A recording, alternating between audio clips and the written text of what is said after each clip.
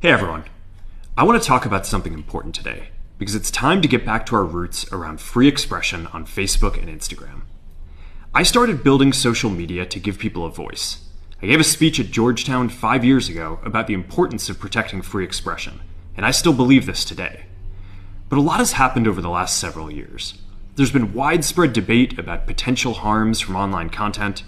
Governments and legacy media have pushed to censor more and more.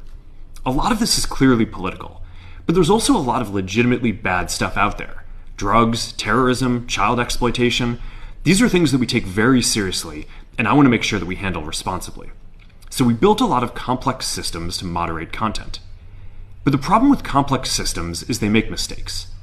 Even if they accidentally censor just 1% of posts, that's millions of people. And we've reached a point where it's just too many mistakes and too much censorship. The recent elections also feel like a cultural tipping point towards once again prioritizing speech.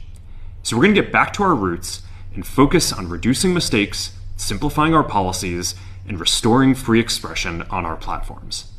More specifically, here's what we're going to do.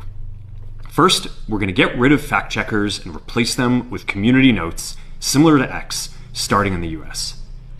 After Trump first got elected in 2016, the legacy media wrote non-stop about how misinformation was a threat to democracy. We tried in good faith to address those concerns without becoming the arbiters of truth. But the fact-checkers have just been too politically biased and have destroyed more trust than they've created, especially in the US. So over the next couple of months, we're going to phase in a more comprehensive community notes system. Second, we're going to simplify our content policies and get rid of a bunch of restrictions on topics like immigration and gender that are just out of touch with mainstream discourse. What started as a movement to be more inclusive has increasingly been used to shut down opinions and shut out people with different ideas, and it's gone too far. So I want to make sure that people can share their beliefs and experiences on our platforms. Third, we're changing how we enforce our policies to reduce the mistakes that account for the vast majority of censorship on our platforms.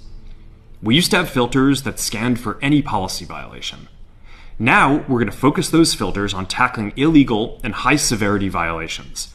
And for lower severity violations, we're going to rely on someone reporting an issue before we take action. The problem is that the filters make mistakes, and they take down a lot of content that they shouldn't.